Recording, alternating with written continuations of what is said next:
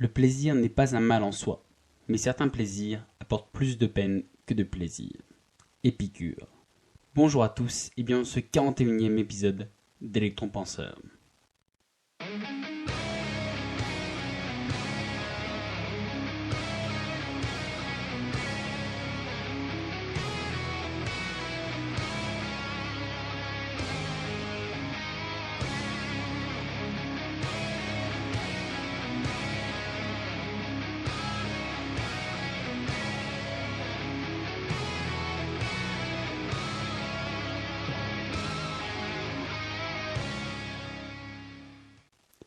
Donc bonjour à tous, chers auditeurs.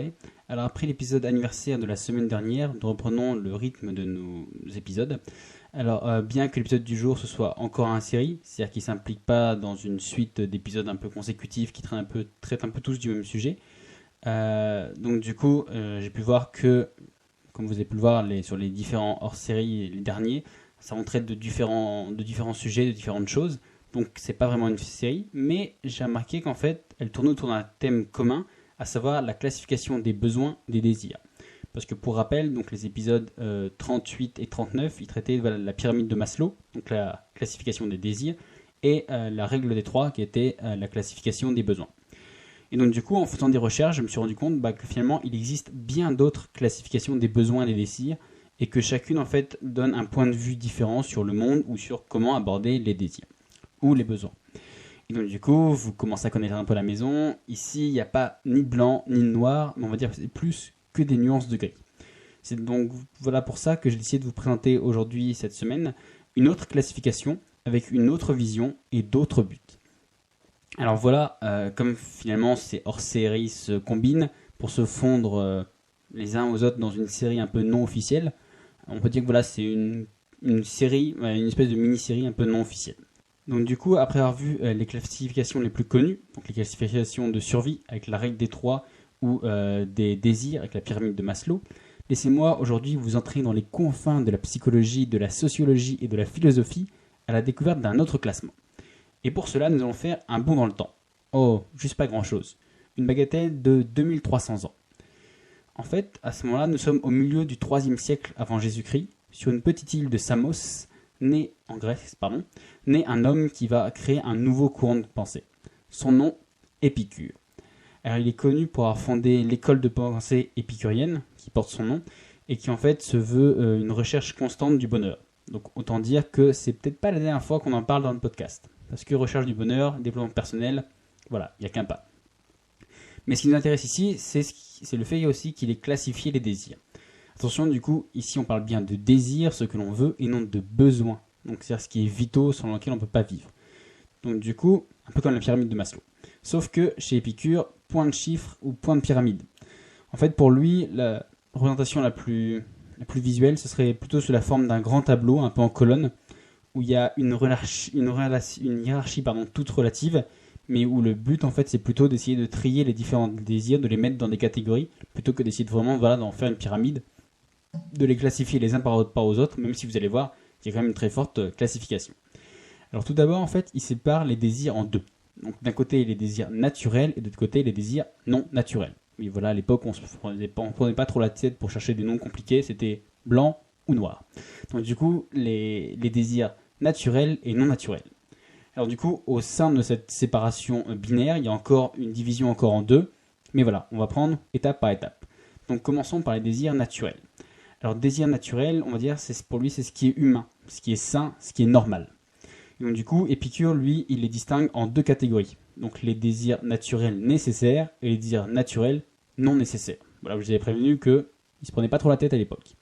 Alors d'abord, les désirs naturels nécessaires. Alors encore là, il les reclasse encore une sous-catégorie. Ne vous inquiétez pas, dans le lien sous l'épisode, je vous emmènerai vers une page où je ferai un petit résumé pour que vous compreniez mieux, vous inquiétez pas. Donc du coup voilà, en dessous encore, il y a la classe, voilà, ces désirs naturels nécessaires en trois grandes catégories, donc qui sont nécessaires pour la vie, à savoir boire, manger, dormir, nécessaires pour le corps, à savoir la santé ou la protection, et nécessaires pour le bonheur, donc c'est-à-dire se sentir bien, se sentir heureux. Donc on peut voir là que par rapport à Maslow, en fait, Épicure il pense que le bonheur c'est pas une fin en soi, donc un peu comme Maslow qui le mettait tout en haut quasiment de sa pyramide, mais que c'est plutôt une condition de base, que à la rigueur, la première chose qu'on devrait essayer de chercher dans la vie, c'est pas finalement d'être en bonne santé, d'avoir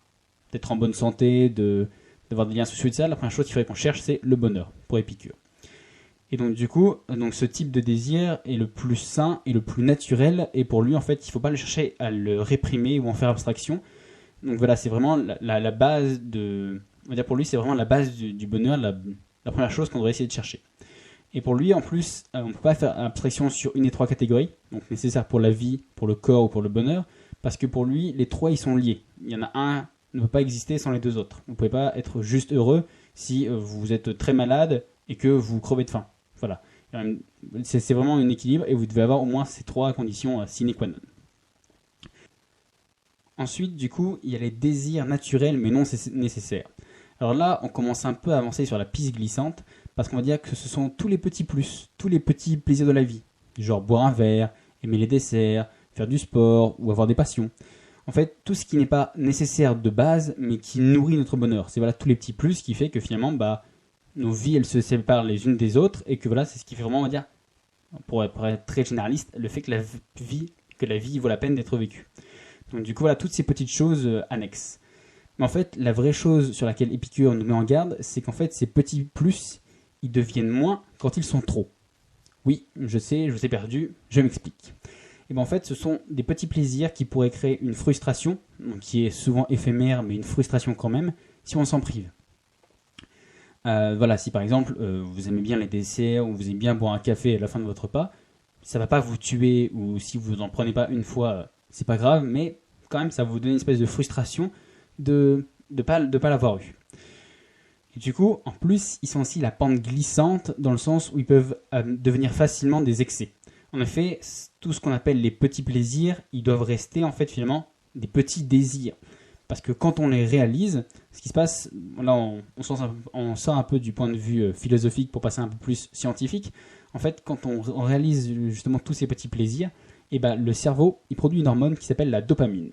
Et la dopamine, en fait, c'est l'hormone du plaisir, de la récompense. C'est, voilà, dès que vous faites quelque chose qui vous plaît ou dès que vous faites quelque chose qui plaît à votre cerveau, hop, il sécrète cette petite hormone. Et donc, du coup, le cerveau, il adore la sécrétion de cette petite hormone parce que ça lui fournit un bien-être immédiat. C'est voilà, d'ailleurs pour ça que la procrastination, elle se base uniquement sur ça. C'est juste la recherche du plaisir immédiat pour voilà, avoir ce petit choc de dopamine.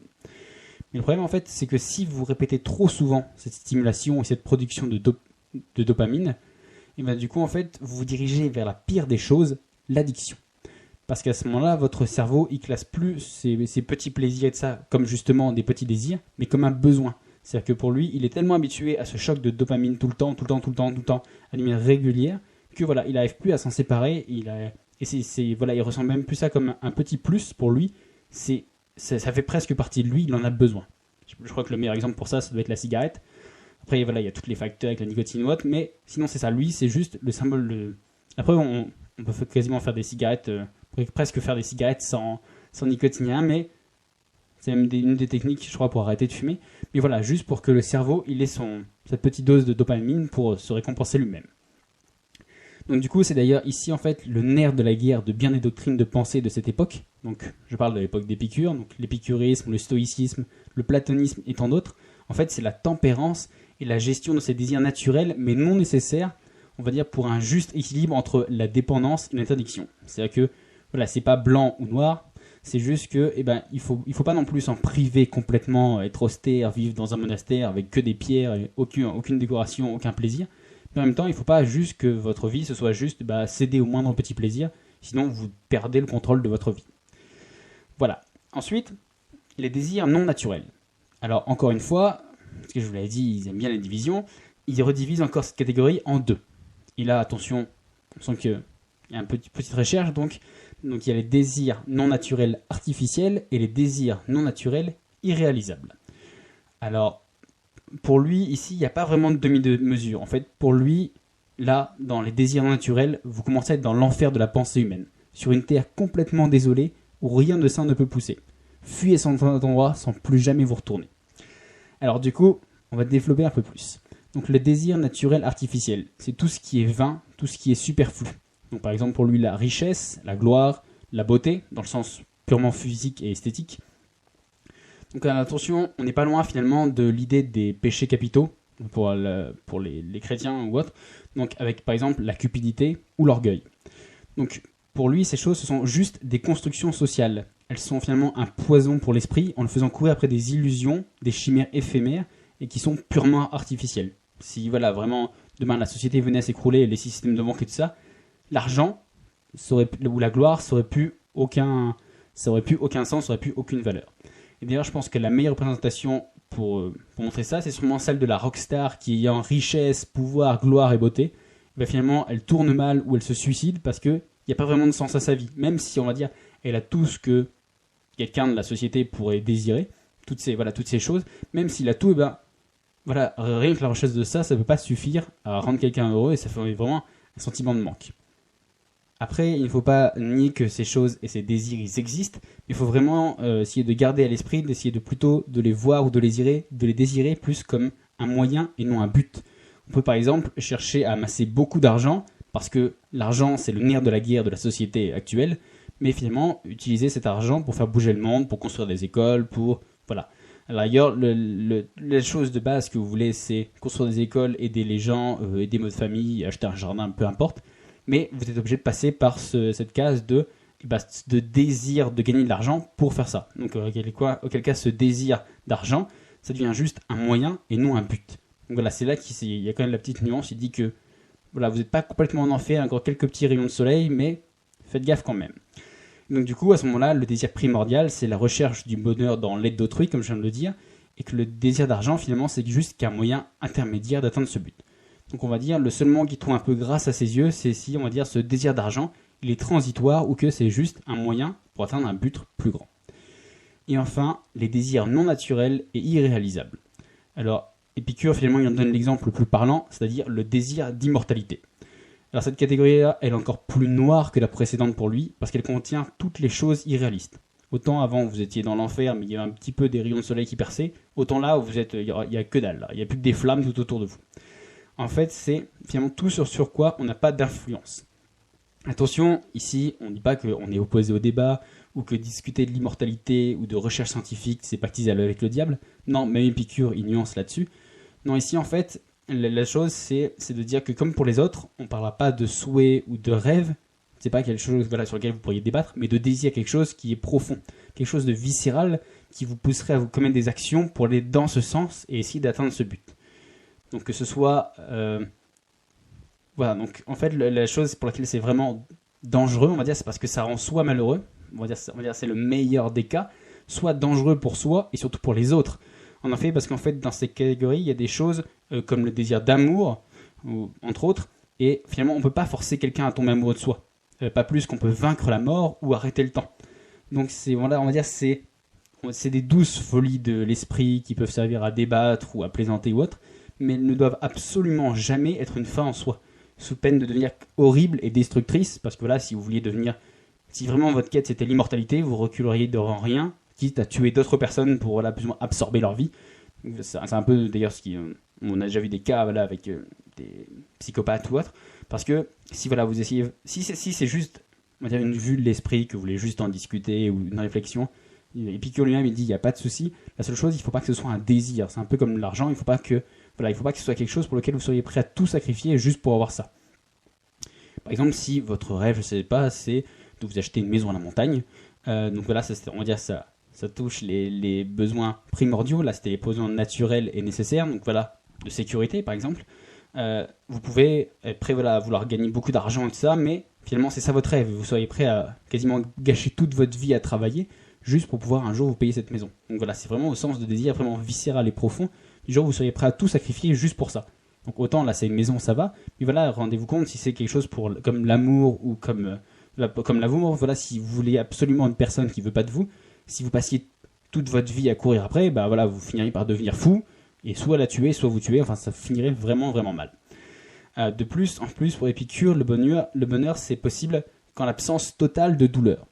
Et en fait, cette catégorie est donc rejetée en bloc par son courant de pensée, parce qu'il voit en fait en elle une perte de temps, d'énergie et un violent barrage au bonheur. Parce que voilà, pour lui, la définition exacte du bonheur, c'est, on va dire, c'est pas une vision un peu nuancée de se dire Voilà, comme on l'a pu le voir au niveau des titres qu'il donnait, il n'y a pas des nuances de gris, c'est pas de dire ah oui, le bonheur ce serait bien, mais avec quelques petites parcelles de malheur. Non, pour lui, le vrai bonheur, c'est l'absence totale de douleur.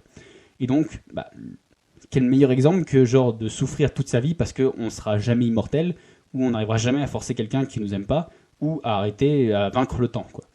Voilà, donc c'est pour ça que lui, il met vraiment en garde, c'est vraiment genre la pire chose, il faut jamais essayer de désirer quelque chose comme ça.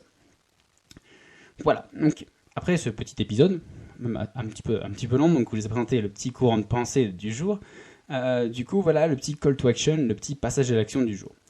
Alors dans l'épisode du jour, vous vous doutez bien, je vais pas vous demander de remettre de remettre votre vie en question ou de vous mettre à suivre à la lettre une doctrine qui a plus de 23 siècles quand même, ce serait un peu hautain de ma part.